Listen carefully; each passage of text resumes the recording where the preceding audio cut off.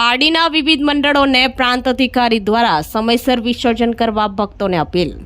ઉપરવાસમાં વધુ વરસાદને લઈ ઓવારા નજીક સુધી પાણી ધસી આવતા મોટી દુર્ઘટના નહીં થાય તેની તકેદારી રાખવા અરજ। પારડી પંથકમાં અને ઉપરવાસમાં ભારે વરસાદને લઈ પારડીની જીવાદોરી પાર નદીમાં પાણીનો પ્રવાહ વધતા નદી બે કાંઠે વહેતી જોવા મળી રહી છે। આજ રોજ અનંત ચૌદસને લઈ પાર નદી કિનારે ગણેશ પ્રતિમાનું વિસર્જન કરવામાં આવશે, ત્યારે પારડીના પ્રાંત અધિકારી નીરવ પટેલે સ્થળ ઉપર જઈ નિરીક્ષણ કર્યું હતું। તેઓએ જણાવ્યું હતું કે ભારે વરસાદની આગાહીને પગલે અને ઉપરવાસમાં સતત વરસાદ વરસતા પાર નદીમાં પાણીનો પ્રવાહમાં વધારો થઈ રહ્યો છે, જેને લઈ ગણેશ વિસર્જન માટે સમયસર પહોંચવા માટે અપીલ કરી હતી।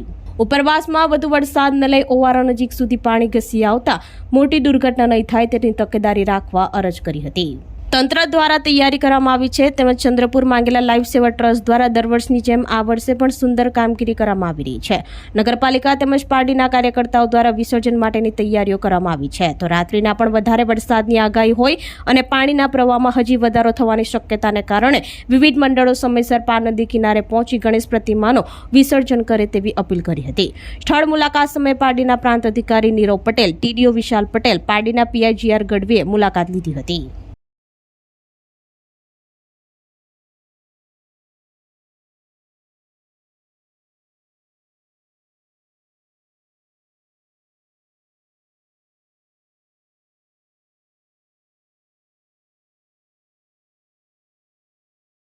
ગણપતિના આયોજકને તમામ મારી નમ્ર વિનંતી છે, પાણી પાર નદીમાં ખૂબ વધુ આવી ગયું છે। આજે આ બેરિકેટિંગ કર્યું હતું જ્યાં સુધી પબ્લિક જઈ શકે એનાથી આટલું ઉપર પાણી આવી ગયું છે, એટલે વહેલામાં વહેલું ગણપતિ વિસર્જન થાય એવી મારે તમામને નમ્ર અપીલ છે। એટલે સાંજે 7-8 વાગ્યા સુધી વિસર્જન થઈ જાય, જેથી કરીને કોઈ પરિવાર કે કોઈ માણસો હેરાન ન થાય। એટલે મારી નમ્ર વિનંતી છે કે વહેલામાં વહેલું ગણપતિ વિસર્જન થાય, એટલે અત્યારથી જ વિસર્જનની તૈયારી કરી દેજો તો વહેલી સમયસર આપણે ગણપતિ વિસર્જન કરી શકીએ। અને તરવૈયાઓને તમામને એવી અપીલ છે કે સર વહેલામાં વહેલું જો વિસર્જન થઈ જાય તો કોઈ હેરાન ન થાય। પાણીનું ફ્લો બહુ જ છે, એટલે ક્યાંક હજી પણ વધી શકે છે, એટલે વહેલામાં વહેલું વિસર્જન થાય એવી તમામને નમ્ર વિનંતી છે।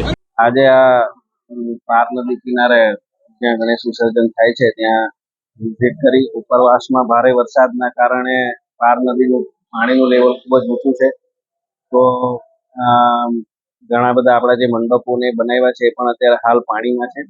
એટલે જે પારડી શહેરના મંડળોને મારી વિનંતી છે કે આપ સમયસર અહીંયા આવી જાઓ, જેથી સમયસર વિસર્જન કરી શકાય।